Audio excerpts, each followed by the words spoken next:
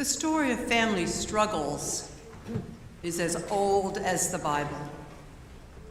As one commentator put it, Genesis is a book whose plot is genealogy. And that genealogical plot is filled with families who struggle over who's guilty, who's worthy, who's in charge, who's going to inherit what, even whose sacrifice is most acceptable to the Lord. Remember Adam and Eve, Cain and Abel, Ishmael and Isaac, Jacob and Esau, Joseph and all those brothers? Makes you wonder whether there is any family that doesn't struggle. Because those patterns set out in Genesis continue right down to this very day. And they continue through seemingly every level of our society, whether it's the small family or the whole country and the world for that matter. In the last few years, for instance, we as a country have struggled over who's going to make health policy, who's telling the truth, what to do with our money, who deserves help, what kind, for how long. The list goes on. In today's gospel reading, Jesus is in the middle of a family squabble, and this time it's the family of Israel, and they're squabbling over who ought to be leading whom. The arguments between the religious leaders and Jesus, whose teaching is attracting all kinds of people to hear him, and some of them are obviously sinners, who the scribes and Pharisees think he shouldn't be dealing with, because as sinners, they are already fracturing the community well-being by ignoring the commands of Torah. Why would a teacher like Jesus be worrying about those rebels to the law of the Lord? And Jesus answers by telling them 3 parables about things that had been lost and devotedly sought after and found and rejoiced over with friends and neighbors. There's the lost sheep, the lost coin, and the lost son. And those first 2 parables end with the finder calling out in joy to friends and neighbors all around, "Rejoice with me, for I have found the sheep that was lost. Rejoice with me, for I have found the coin that I had lost." In those 2 parables, lostness disturbs the owner so much that when the sheep or the coin is found, life seems suddenly more radically joyful than it was before that were even lost. Their life satisfaction scores haven't just gone back to normal. They've rebounded to party level. Music, feasting, dancing, they're all appropriate when what was lost has become found. And then we get to today's example, the 3rd example, what we sometimes call the parable of the prodigal son, and there is a prodigal son. And there's the parable of, we call it sometimes the parable of the loving father, and there is a loving father at the center. But I wonder if we need to be careful about taking a little bit of vicarious pleasure in the bad boy's prodigality, focusing on that for quite a while, and in that sumptuous welcome home party, and forget how desperate his dissolution was and how hungry he was on that long walk home. So maybe it's not the story of the prodigal son, primarily. Commentators on this passage remind us that welcoming home a son, especially one who'd been perilously lost to the family, was exactly what you would expect from a family and a caring community. There's nothing really unusual about that part. It's the rejoicing that goes awry in this story. That's what the older brother lacks. The rejoicing and the desire to celebrate with everybody around him because the young brother has come to himself. He's home, he's safe, he's with them again. He has retraced his many steps on a long journey home, and he's already acknowledged his disrespectful behavior before heaven and his father. He's even asserted that he knows he does not deserve sonship again, the kind he previously enjoyed. But the father just wants to kill the fatted calf immediately and enters the house and gathers in all the friends who will come to begin the celebration. Imagine drinks all the way around while they roast that fatted calf. So where is the brothers rejoicing? What's wrong that older brother is not delighted in the future possibilities that have just opened up with his younger brother's return? For that matter, where was the older brother's searching or even just longing for the younger brother's return? Maybe this older brother has been glad the whole while that troublemaker, wastrel that he is, has left the family for good. What kind of brother isn't ecstatic when a younger brother who had been given up for dead has finally made it home? You know, I'm guessing that the younger brother and the older brother internally are a lot alike. Each of them just sees the world as a mirror. It's all about them. And the problem is that both sons have chosen junk food instead of real food, spiritually. They've chosen self-determination and rewards of their own making rather than feasting and nourishing on the love of the Father, which is freely available to both of them.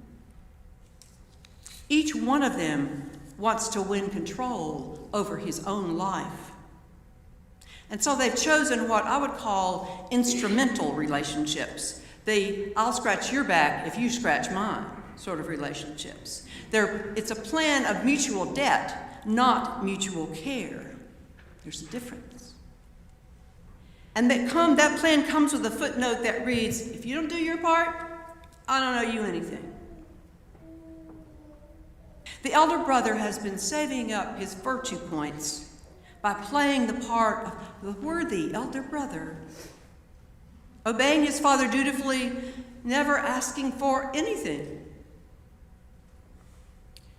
It's his way of, like the younger brother, trying to get what he wants in the way he wants to get it. And the older brother is building a case of unassailable affirmation. He's earned the father's inheritance. He's earned the father's approval, he thinks. And he fully deserves the riches and social affirmation that his brother left behind. He is the good child, thank you very much. But I think he's just living the flip side of his younger brother's selfish choices. What the father offers both sons is a household of mutual care. All that I have is yours, the father says. I'm here with you, and I'm here for you, always. The father's love for the younger brother just muddles up the picture that the elder son has painted or seen in that mirror. Why do we human beings choose either of those paths? Why do we either try to earn all the spit-shine rewards we can, or try to play fast and loose with our odds? I'm guessing it's because we want what we want when we want it. And we want to get our just desserts whatever way we think we can get them. We step onto what we think is the surest pathway to our happiness, the one we can actually walk, whether it's driving us to toe the line or driving us to kind of slither under the wire. And I'm guessing that we do these things because we're afraid. Because if we don't have a way to get where we want to get, we'll be nobody with nothing. And who could rejoice over that? That's what we think. If you're like me, you need to hear those Father's words every day. You are always with me, and all that I have is yours. You are always with me, and all that is mine is yours. Do we really believe that God is always with us and that everything God has to offer is ours? What more could we want or need than to have the presence of God with us every moment in every situation for all our lives? The loving presence of God, how if we were in that, could we wish our brother dead, gone for good, out of our hair? In the loving presence of God, how could we say, as the younger brother does, to hell with the good life, I want the fun life, and I want mine now, or I may never get it. In the loving presence of God, how could we not simply and honestly ask for what we want? In the loving presence of God, with us when we sin and with us when we repent, how could we fear our future? In the constant loving presence of God, why would we need to grab or run away, or grab our riches and sock them away? God calls us because every lost thing, lost person is worth finding. And what God ultimately calls us to is to rejoice, so we can discover forgiveness and generosity are right here in our lives, no matter our circumstances. God calls us home to celebrate the grace that will never run out. And God is calling us to make a banquet of the life forgiven. Where is home for you? What does it look like? My spiritual director asked me that question a while back, and I thought, well, that's a wise question. But I'm not sure right now what I think that is, and I wanted to tell myself and her a truthful answer.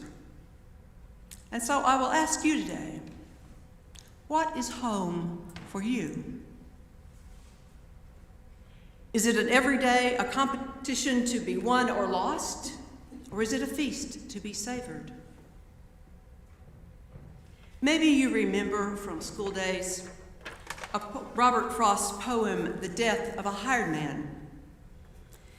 In that poem, the farmer who owns the land is thinking of the old, unreliable hired man who has just showed up at their door, exhausted and wanting to be taken in. And the farmer, in talking with his wife, says, you know, home is where, when you have to go there, they have to take you in. But the farmer's wife replies, I should have called it something you somehow haven't to deserve. I should have called it something you somehow haven't to deserve. That's the challenge of today's gospel parable. Can we choose to discover and rejoice in God's presence, welcoming us and everybody else, whether we deserve it or not? Can we choose to rejoice there that all are dearly loved? Search for that home. Search for that home. And when you find it, call in everyone to share the banquet.